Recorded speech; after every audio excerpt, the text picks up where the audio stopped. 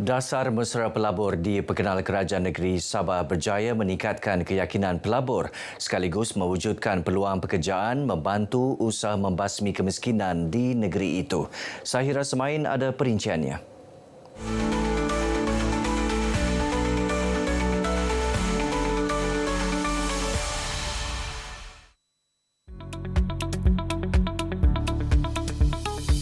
Kita telah mencapai satu pencapaian yang sangat memberangsangkan di mana dari tahun 2020 sehingga 2024 kita telah mendapat sebanyak 7.5 bilion pelaburan.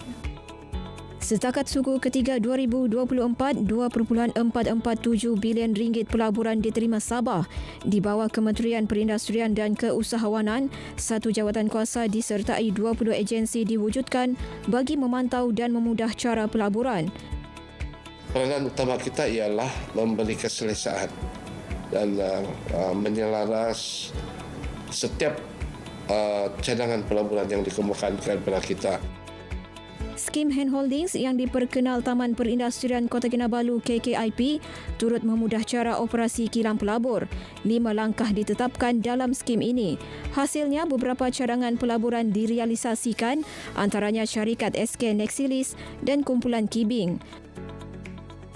Investing in Sabah, we also went to many countries, not just Malaysia. We also went to Indonesia and Cambodian and some other countries also to compare. But finally, we finalized in Sabah because the government is giving us a lot of support.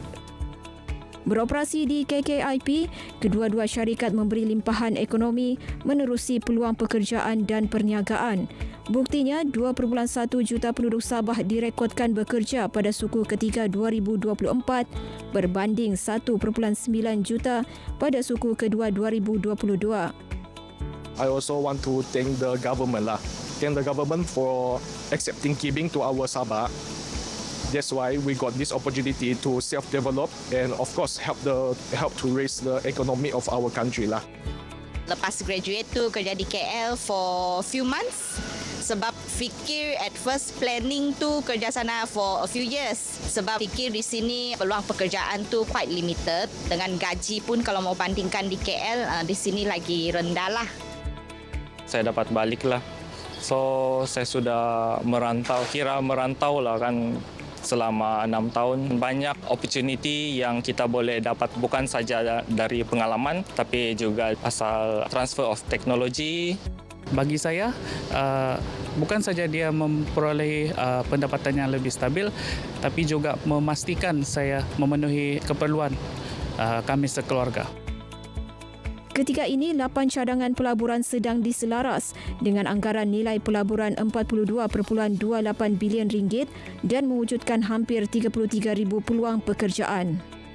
Pelaburan berprofil tinggi seperti yang dibuat kumpulan Kibing dan syarikat SK Nexilis memberi isyarat kepada pelabur lain bahawa Sabah adalah destinasi pelaburan selamat dan menguntungkan, sekaligus memacu Sabah ke landasan tepat untuk menjadi negeri perindustrian menjelang 2040. Sahira Samain, RTM.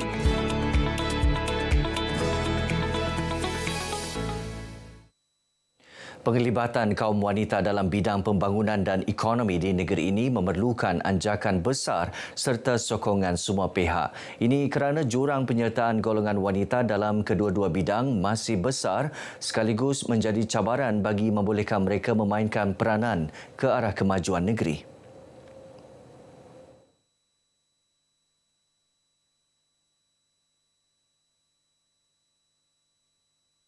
Pengerusi Institut Kajian Pembangunan Sabah IDS, Datuk Seri Panglima Azizah Muhammad Dun berkata, Indeks Jurang Gender Malaysia MGGI 2022 merekodkan skor penguasaan politik wanita hanya 0.102. Ini menandakan cabaran besar yang perlu diatasi untuk memperkukuhkan peranan wanita dalam bidang politik. Jelas Datuk Azizah, hanya 18% wanita yang memegang jawatan sebagai ahli majlis di pihak berkuasa tempatan. Sementara 26% dalam lembaga pengarah dan memegang jawatan ketua pegawai eksekutif di agensi kerajaan dan syarikat berkaitan kerajaan GLC. Mereka tahu apa itu di dalam bajet itu, mereka tahu bagaimana untuk mereka dapat terlibat sama dalam pelaksanaannya dan bagaimana itu boleh membawa kebaikan dan juga meningkatkan ekonomi mereka secara menyeluruh. Mungkin untuk tahun hadapan nanti boleh kita tambah baik lagi dan tambah lagi peruntukan supaya dia dapat keseluruhan wanita itu akan di negeri Sabah ini dapat kita majukan lagi. Beliau berkata demikian dalam ucapannya pada sesi Town Hall Bajet Wanita Negeri Sabah 2025 di Putatan.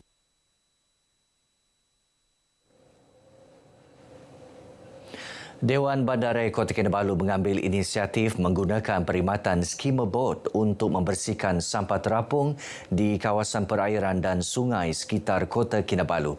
Inisiatif ini sebagai menyokong usaha DBKK menjadikan Kota Kinabalu sebagai bandaraya hijau, bersih dan mampan. Mayor Bandaraya Kota Kinabalu Datuk Seri Sabin Samita berkata, bagi kawasan perairan ia melibatkan antara Bandaraya Kota Kinabalu ke Pulau Gaya dan Pulau Sepanggar. Manakala bagi kawasan sungai antaranya melibatkan Sungai Darau, Sungai Likas, Sungai Inanam, Sungai Kalansanan dan Sungai Sembulan. Bot berkenaan mampu mengutip sehingga 5 tan sampah. Setiap kali ini mereka akan mengangkat lebih kurang 5 tan sampah. Ya, 5 tan sampah. Jadi kita berharap dengan adanya bot ini, pesisiran pantai kita dan laut kita yang berada di hadapan Bandaraya Kota Kinabalu dan juga sungai-sungai akan bertambah bersih. Beliau berkata demikian kepada media selepas perasmian skema bot pada KK Clean Up 1.0 Bandaraya Kota Kinabalu di Jeti Taman-Taman Sabah di Kota Kinabalu. Mengenai KK Clean Up 1.0 Bandaraya Kota Kinabalu, ia sebagai kesinambungan program sama pada tahun lalu yang berjaya melupuskan 221 tan sampah dari kawasan perairan Pulau Gaya dan Pulau Sepanggar. Program kali ini menumpukan 4 komponen utama iaitu pembersihan kawasan awam, pasar awam, pembersihan sampah terapung di laut dan pembersihan kawasan kepulauan. Program Celik Al-Quran dalam kalangan umat Islam di negeri ini khususnya golongan asnaf terus diperkasa. Justru Sedafiat menerusi program tanggungjawab sosial korporatnya mengadakan kelas bimbingan Al-Quran dan Fardu Ain sejak 6 tahun lalu. Program memberi penekanan akan kepentingan membaca kitab suci itu bagi memperkukuh jati diri umat Islam. Untuk menjadikan Bilin ini membaca buku 5 hingga 6 jam sehari. Tetapi apakah bahan bacaan yang mereka baca? Jadi kita tahu bahawa sebagai umat Islam, bahan bacaan yang sangat penting bagi kita adalah Al-Quran. Jadi berapa ramai orang yang berjaya tahu membaca Al-Quran, faham Al-Quran. Beliau ditemui RTM selepas merasmikan penutupan kelas bimbingan Al-Quran dan Fardu Ain Asnaf di Kampung Lok Urai Pulau Gaya, Kota Kinabalu. Program bimbingan yang akan diadakan selama 3 bulan itu melibatkan 30 asnaf. 19 pelajar sekolah rendah dan menengah dari sekitar Bandaraya Kota Kinabalu diraikan dalam majlis graduasi projek Teater Kinabalu 2.0 di Kota Kinabalu. Pelajar berumur 7 hingga 15 tahun itu berjaya menamatkan pembelajaran seni teater bagi sesi 2023-2024 selama 6 bulan. Projek di bawah kendalian Kelab Seni Teater Sabah, KETS ini dikelolakan Jabatan Kebudayaan dan Kesenian Negara JKKN Sabah. Kelas bimbingan seni teater ini mendedahkan pelajar dengan ilmu teater secara berperingkat dalam studio. Turut dilaksana persembahan mini teater dari semasa ke semasa diketuai Jurulatih Seni Budaya Negara, Erwan Azali Awang Taib. Projek Teater Kinabalu 2.0 bertujuan memberi pendedahan umum berhubung khazanah warisan dan budaya yang terdapat di negeri ini. Ia antara usaha menarik minat generasi muda menjadi pelapis dan peneraju mempertahankan budaya masyarakat negeri ini. Sekian Berita Pagi Sabah. Menyusul Berita Pagi Sarawak bersama-sama Lydia Yusrina di Kuching. Dari sungai hingga segara Palestin pasti merdeka.